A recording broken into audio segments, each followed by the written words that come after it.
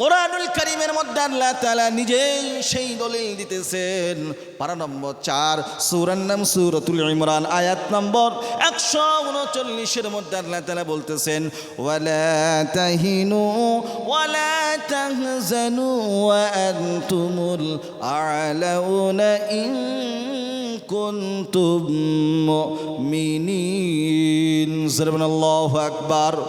আল্লাহ বলেন, ও মুমিনেরা, ও মুসলমানেরা, ও আল্লাহওয়ালারা, তোমাদের কোনো ভয় নাই। কেন? তোমাদের অন্তরের মধ্যে ভীতি কাজ করতেছে। তোমাদের কোনো ভয় নাই, কোনো ভীতি নাই। তোমরা কখনোই ভয় করবে না, হীনমন্যতার মধ্যে তোমরা ভুগবে না। যদি সত্যিকারই তোমরা যদি প্রকৃত মুসলমান হও, প্রকৃত আল্লাহওয়ালা হও, যদি তোমাদের মধ্যে প্রকৃত ঈমান থাকে, তাহলে পারে অবশ্যই অবশ্যই তোমাদের কাছেই বিজয় আসবে। জোরে বলেন সুবহানাল্লাহ। আসবে কি আসবে না? ও ভাই মুসলমান, আপনাদেরকে একটা কথা বলি, আল্লাহ তাআলা কখনো সংখ্যা দিয়ে কোনো দিন বিজয় দেন না। আল্লাহ তাআলার নুসরত ছাড়া সংখ্যা দিয়ে কোনো দিন বিজয় হয় না। যদি সংখ্যা দিয়ে বিজয় হতো তাহলে পারে মদিনা এবং মক্কার মাঝখানে যে প্রান্তরটা রয়েছে বদরের প্রান্তর, ওই প্রান্তরের মধ্যে তাহলে পরে মুসলমানরা কোনোদিন জয় হতো না। সেইখানে কুরাইশদের জয় হতো, কুরাইশদের জয় হতো। কথা ঠিক কিনা? আল্লাহ নবী সাল্লাল্লাহু আলাইহি ওয়াসাল্লাম যখন তিনি মক্কা থেকে মদিনায় গেলেন, মদিনাতে যাওয়ার পরে আল্লাহ রাসূল সাল্লাল্লাহু আলাইহি ওয়াসাল্লাম সাহাবা ইকরাম রিজওয়ানুল্লাহি তাআলা আলাইহিম আজমাইনদেরকে নিয়ে গিয়েছেন। যে সমস্ত সাহাবাদেরকে আল্লাহ নবী মক্কা থেকে মদিনায় নিয়ে গিয়েছেন, এরা হলো মুহাজির সাহাবী, আর যারা সহযোগিতা করলেন তারা হলো আনসার সাহাবী। আল্লাহ রাসূল সাল্লাল্লাহু আলাইহি ওয়াসাল্লাম মদিনাতে যাওয়ার পরে আল্লাহ রসুল একটা রাষ্ট্র প্রতিষ্ঠিত করলেন, যে রাষ্ট্রটার নাম হলো মদিনাতুল মুনাওয়ারা। আলহামদুলিল্লাহি নাহমাদুহু ওয়া নাস্তাঈনুহু ওয়া নাস্তাগফিরুহু ওয়া নু'মিনু বিহি ওয়া নাতাওয়াক্কালু আলাইহি ونعوذ بالله من شرور أنفسنا ومن سيئات أعمالنا من يهده الله فلا مضل له ومن يضلله فلا هادي له ونشهد أن لا إله إلا الله وحده لا شريك له ونشهد أن سيدنا ومولانا محمدا عبد الله ورسوله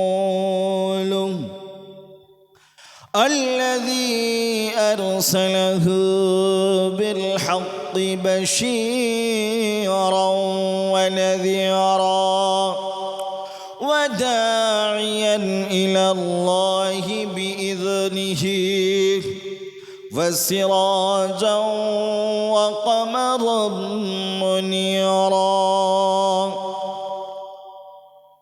فقد قال الله تعالى في كلامه المجيد وفي فرقان الحميد شكلي পড়ি أعوذ بالله من الشيطان الرجيم بسم الله الرحمن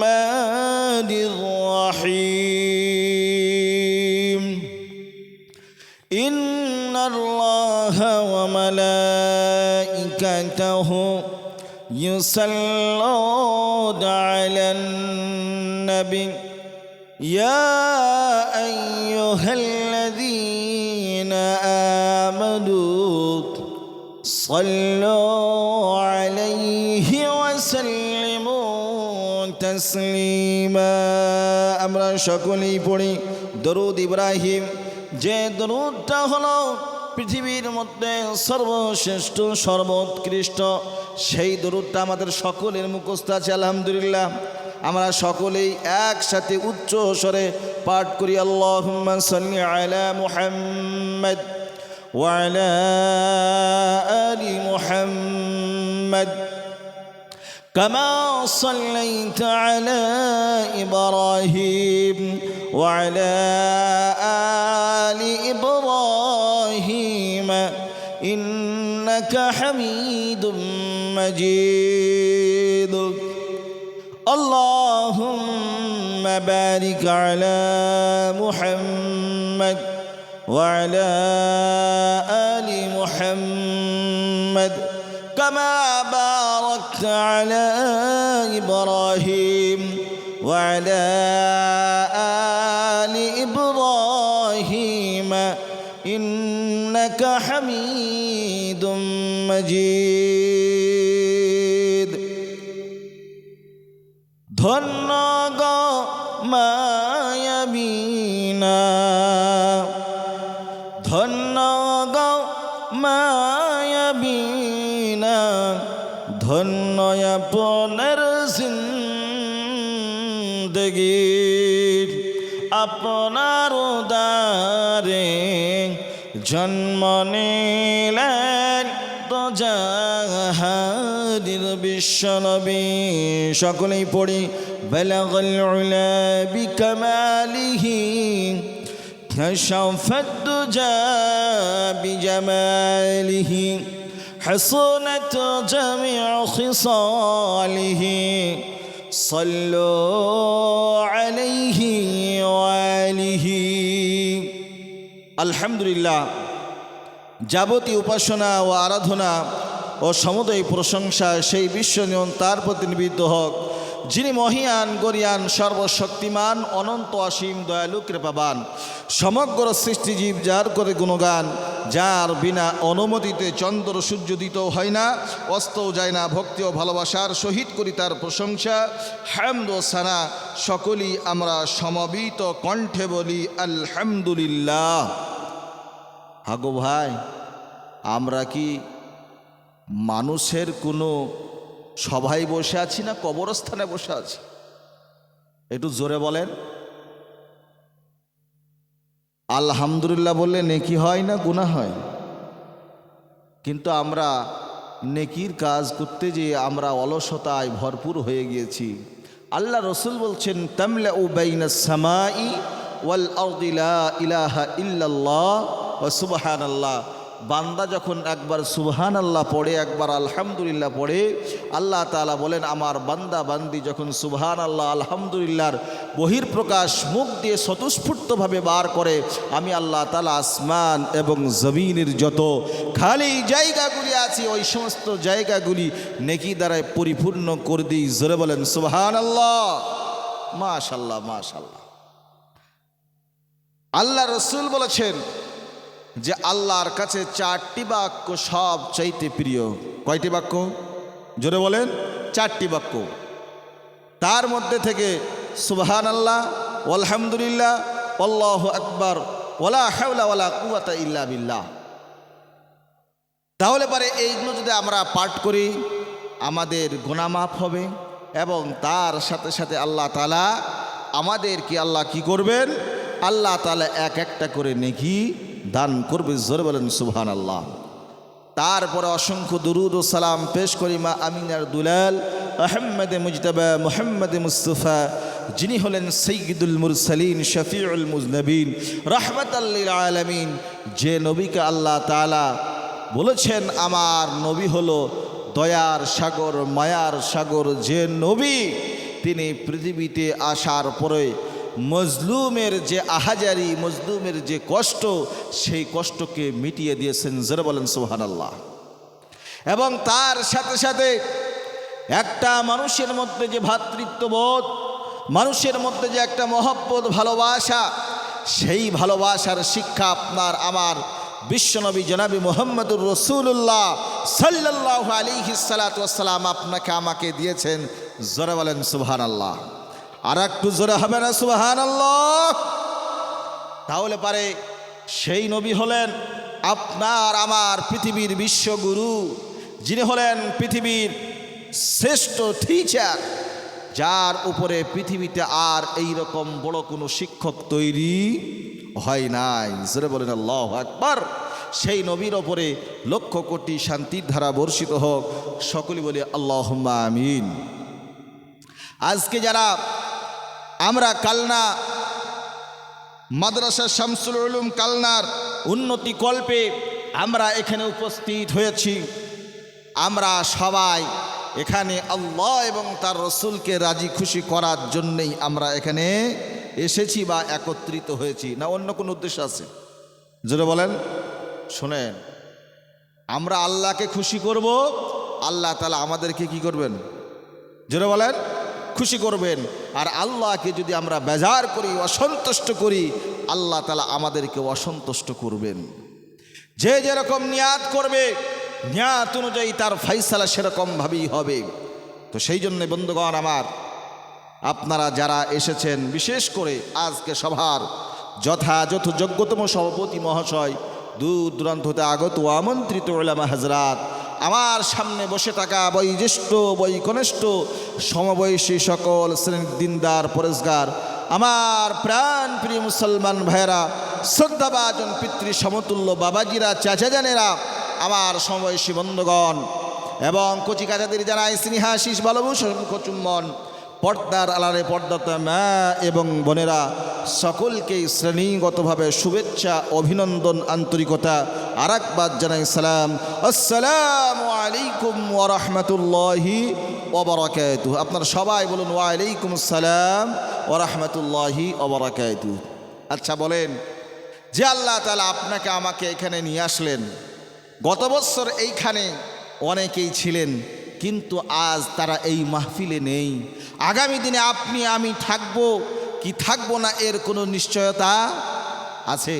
এমন কোনো বাপের বেটা আছেন যে হাতটা তুলে দেখাবেন, হুজুর আমি সারা জীবন বাঁচব?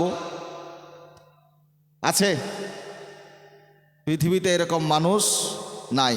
পৃথিবীতে ধর্ম বর্ণ নির্বিশেষে বিভিন্ন মত হতে পারে, কিন্তু মরণের বিষয়ে কাউরির কোনো দ্বিমত নাই। কথা ঠিক না বেঠিক? কিন্তু আপনার আমার পার্টিগত দ্বন্দ্ব থাকতে পারে, ধর্মগত দ্বন্দ্ব থাকতে পারে, অন্যান্য বিষয় নিয়ে দ্বন্দ্ব থাকতে পারে, কিন্তু মরণকে আমরা সবাই বিশ্বাস করি। মরণ আপনার আমার কাছে আসবেই। পৃথিবী আপনাকে আমাকে ছেড়ে চলে যেতেই হবে। এই জন্যে বন্ধুগণ, আপনাকে আমাকে পৃথিবী থেকে যাওয়ার পূর্বেই পৃথিবীতে যে কাজগুলি করার দরকার, পৃথিবী থেকে যাওয়ার পূর্বে যে জান্নাতে যাওয়ার জন্য যে সমস্ত পাথায়গুলি প্রয়োজন, সেই সমস্ত পাথায়গুলি আপনাকে আমাকে জোগাড় করতে হবে। আমরা করব ইনশাল্লাহ। আল্লাহ তাআলা সকলকেই কবুল করুন, জোরে বলুন আমিন। একমাত্র জ্ঞানের মালিককে একটু আওয়াজ দিয়ে বলেন বাবাজিরা, আল্লাহ। সেই আল্লাহ তাআলা যদি আপনাকে শোনার এবং আমাকে বলার ক্ষমতা দেন, তাহলে পারে আমি বলবো, আপনারা শুনবেন, নচেত কিন্তু আমার কোনো বাহাদুরি নয়, আপনাদেরও কোনো বাহাদুরির চলবে না। চলবে? আল্লাহ বলতেছেন, ক্বালু সুবহানাকা লা ইলমা লানা ইল্লা মা আল্লামতানা ইন্নাকা আনতাল আলিমুল হাকিম। আল্লাহ পাক বলেন, তার জাত হলো পাক এবং পুত, আর তিনি হলেন পাক এবং পবিত্র, আর প্রকৃত জ্ঞান এবং ইলম কালাম সব কিছু তার কাছে রয়েছে। আল্লাহ পাক যাকে পৃথিবীতে জ্ঞানী করেন সেই জ্ঞানী হয়, আর আল্লাহ তাআলা যাকে গভর্নমেন্ট করেন, পৃথিবীর সমস্ত মানুষ, পৃথিবীর সমস্ত বিজ্ঞানীরা একত্রিত হওয়ার পরে ওই ব্যক্তিকে কোনোদিন জ্ঞানী করতে পারবে না, পণ্ডিত করতে পারবে না। আল্লাহ যাকে ভালোবাসবেন তাকে আল্লাহ তাআলা জ্ঞান প্রকৃত দেবেন, আর যাকে আল্লাহ ভালোবাসবেন না তাকে কিন্তু আল্লাহ জ্ঞান দেবে না। কথা ঠিক না বেঠিক? এই জন্য বন্ধুগণ আমার, আপনাকে আমাকে কোনো বাহাদুরি করা চলবে না। আপনার আমার কোনো রকমের কোনো অহংকার অহমিকা করা চলবে না। আল্লাহ তাআলার কাছে শুকরিয়া আদায় করতে হবে, আর আল্লাহ তাআলার কাছে আপনাকে আমাকে চাইতে হবে।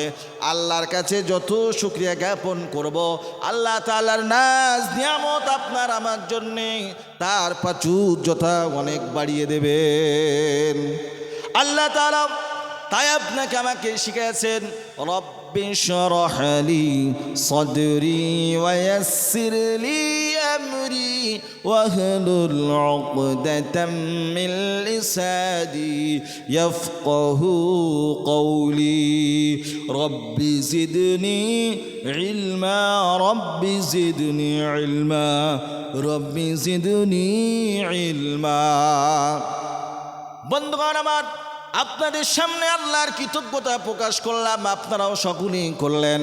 কিন্তু এখন আসল পরীক্ষা হবে, আপনারা কারা কারা যখন আপনাদেরকে বলবো আল্লাহ ধ্বনি দিতে হবে, তখন কারা কারা আল্লাহ ধ্বনি দিবেন, কারা কারা সুবহানাল্লাহ বলবেন, কারা কারা আল্লাহু আকবার বলবেন, একটু হাতটা উঁচু করে দেখান সবাই ইনশাআল্লাহ।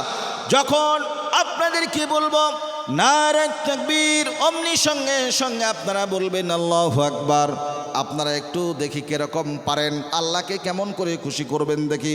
নারে তাকবীর।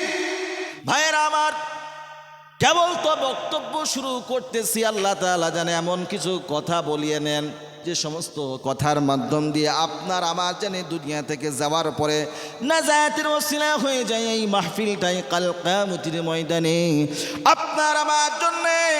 এই মাহফিলটাই জানে কাল কিয়ামতের ময়দানে নাজাতের মাধ্যম হয়ে যায়। আপনারা সকলেই জোরে বলেন আমিন। বন্ধুগণ আমার, অনেক কিছু কথা শুনলাম কিন্তু জীবনে কোনো আমল করলাম না, এই রকম শোনার চাইতেই না শোনাই ভালো। বর্তমান এমন একটা জায়গা, যে জায়গার প্রশংসা আমি সারা ভারতবর্ষ করি। গতকালকে ঝাড়খণ্ডের জমিনে ছিলাম। ঝাড়খণ্ডে এত মানুষ, প্রায় 20 থেকে 30 হাজার লোক। সেখানে মানুষের এতটা ভিড় হয়েছে, আপনার মানুষের জায়গা দেওয়া যায় নাই। আচ্ছা বলেন, ওই সমস্ত মানুষগুলি কিসের জন্য এসেছিল? আমার আকর্ষণে কি এসেছিল? আপনারা কি আমার আকর্ষণে এসেছেন? আপনারা একমাত্র আল্লাহর আকর্ষণে এসেছেন, আল্লাহ রসুলের আদর্শর আকর্ষণে আপনারা এসেছেন, আল্লাহর মহব্বত রসুলুল্লাহর মহব্বতে আপনারা এসেছেন। কথা ঠিক না বেঠিক? আপনাদেরকে যদি অন্য সময় ডাক দেওয়া হয় আপনারা আসবেন? আরে জোরে বলেন, আসবেন? আসবেন না। কিন্তু ধর্ম বর্ণ নির্বিশেষে পার্টি মত দল বল বিভিন্ন জনার বিভিন্ন রকমের থাকতে পারে, কিন্তু ধর্মের বিষয়ে আমরা সবাই এক কি এক নয়? আরে জোরে বলে এক কি এক নয়? আল্লাহ রসুল বলেছেন ওয়াতাসিমু বিহাবলিল্লাহি জামি, কুরআনুল কারীমের মধ্যে আল্লাহ তাআলা বলেছেন ওয়াতাসিমু বিহাবলিল্লাহি জামিআন ওয়া লা তাফাররাকু, হে মুমিনেরা তোমরা আল্লাহর দেওয়ার ঐক্যর রশিকে তোমরা কখনো আলাদা করো না। যখনই তোমরা আলাদা করবে তোমাদের কাছে বিভিন্ন পেরেশানি আসবে। সেই জন্যে ভাইয়েরা আমার, দল মত ধর্ম বর্ণ নির্বিশেষে সবাই আমরা এক হয়ে থাকবো। কথা ঠিক না ঠিক? আমরা এমন একটা দেশে বাস করি যেই দেশে বিভিন্ন ধর্মের মানুষ আছে। হিন্দু ভাইয়েরা আছে, মুসলমান ভাইয়েরা আছে, খ্রিস্টান ভাইয়েরা আছে, বাগদি ভাইয়েরা আছে, ডোম চাড়াল আরও বিভিন্ন রকমের জাতি এই দেশে বাস করে। কথা ঠিক না ঠিক? আচ্ছা বলেন, যদি একজন হিন্দু ভাইয়ের আঙুল কাটা যায় রক্ত কিরকম হবে? লাল। একজন মুসলমান ভাইয়ের যদি রক্ত কাটা যায়, আঙুল কাটা যায়, তার রক্ত কেমন হবে? তার রক্ত লাল হবে। অন্য ধর্মের মানুষের যদি কোনো গায়ের অংশ কাটা যায় তারও রক্ত লাল হবে। আমরা সবাই কিন্তু পৃথিবীতে যারাই মানুষ আছি, মানব সম্প্রদায় যারাই আছি, তাদের সবার রক্ত এক, সবারই মন চিন্তা ভাবনা এক, কিন্তু বিভিন্ন ধর্ম মানুষকে বিভিন্ন রকমভাবে বুঝিয়েছে। তো সেই জন্যে আপনাদেরকে বলবো, আপনাদেরকে উদ্যুক্ত আহ্বান জানাবো যে আপনারা কেউ কখনো কোনো রকমের সরকার বিরুদ্ধে কোনো কাজের মধ্যে যাবেন না। আমাদের সবাই ভাই ভাই, আমরা কাউরির সঙ্গে কোনো বিবাদ চাই না, আমরা সবার সঙ্গে আমরা সম্প্রীতির বাতাবরণ চাই। কথা ঠিক না ঠিক? জোরে বলেন। আমাদেরকে সবাইকে এক হয়ে চলতে হবে। রাসূলুল্লাহর যে আদর্শ, যে তরিকা, সেই তরিকা অনুযায়ী চলবো ইনশাআল্লাহ। আপনাদের সামনে কোরআনুল কারীমের একটা ছোট্ট সূরা থেকে কিছু কথা আপনাদেরকে শোনাবো ইনশাআল্লাহ। একটা একটা করে আপনাদেরকে আলোচনা করে শোনাবো। আল্লাহ তাবারক ওয়া তাআলা ছোট্ট একটা সূরা দিলেন। সূরাটার নাম হলো সূরাতুত তিন, পারা নম্বর 30। সূরার নাম সূরাতুত তিন, আয়াত নম্বর 4। আল্লাহ তাআলা মানব সম্প্রদায় সম্পর্কে বলছেন, লাকাদ খালাকনাল ইনসানা ফি আহসানি তাকওয়িম। আল্লাহ বলেন, নিশ্চয় নিশ্চয় মানুষকে আমি সবচাইতে সুন্দর তৈরি করেছি। পৃথিবীর মধ্যে যত প্রাণীকে আমি আল্লাহ তাআলা তৈরি করেছি, তার মধ্যে থেকে সবচাইতে আমি সুন্দর মানুষকে বানাইছি। জোরে বলেন সুবহানাল্লাহ। আল্লাহ তাআলার নবী, বিশ্ব নবী বলেছেন, পৃথিবীর মানুষ হলো আখলাসুল মখলুকাত, আশরাফুল মখলুকাতের অর্থ হলো সৃষ্টির সেরা। পৃথিবীতে মানুষের চাইতে আর কোনো সুন্দর কোনো প্রাণী নাই। আল্লাহ তাআলা মানুষকে বুদ্ধি দিয়েছেন, আল্লাহ তাআলা মানুষকে আকল দিয়েছেন। বুদ্ধি দিয়ে পৃথিবীর বড় বড় প্রাণীকে মানুষ বশ মানিয়ে নেয়। পৃথিবীতে কত রকমের যন্ত্র মানুষ তৈরি করেছে, একমাত্র পৃথিবীতে আল্লাহ তাআলা মানুষকে সারা বানিয়েছেন কিসের ভিত্তিতে? একটু আওয়াজ দিয়ে বলেন, কিসের ভিত্তিতে? ব্রেনের ভিত্তিতে। কিসের? ব্রেনের ভিত্তিতে। কোনো মানুষের যদি ব্রেন না থাকে, আমরা তাকে আমাদের পরিভাষায় কি বলি গো? পাগল বলি।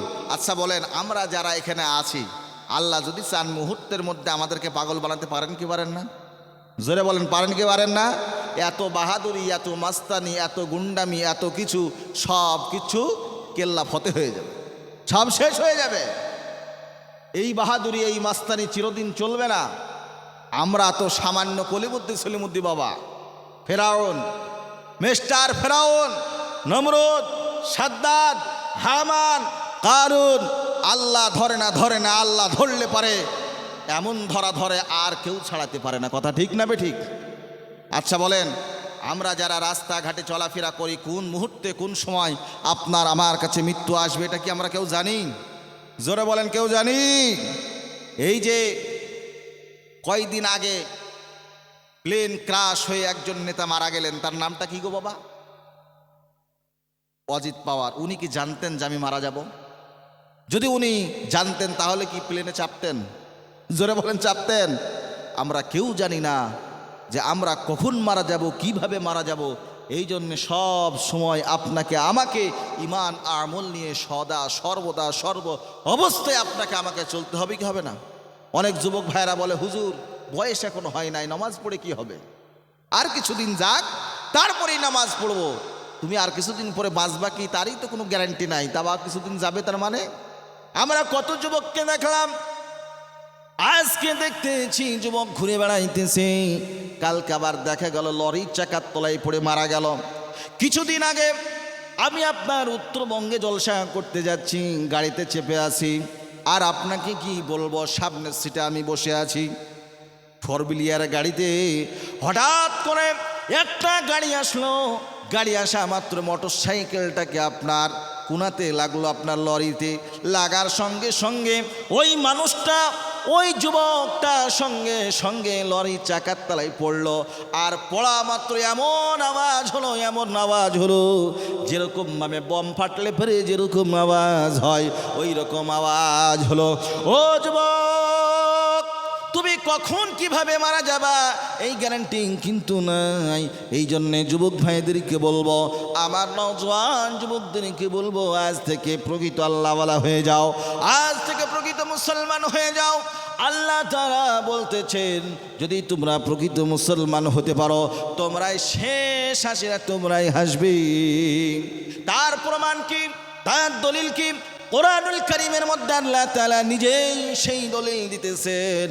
পারা নম্বর 4, সূরার নাম সূরাতুল ইমরান, আয়াত নম্বর 139-এর মধ্যে আল্লাহ তাআলা বলতেছেন, ওয়ালা তাহিনু ওয়ালা তাহজানু ওয়া আনতুমুল আ'লাউনা ইন কুনতুম মুমিনিন। আল্লাহু আকবার।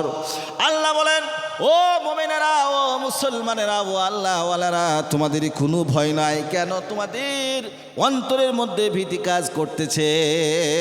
তোমাদের কোনো ভয় নাই, কোনো ভীতি নাই। তোমরা কখনোই ভয় করবে না, হীনমন্যতার মধ্যে তোমরা ভুগবে না।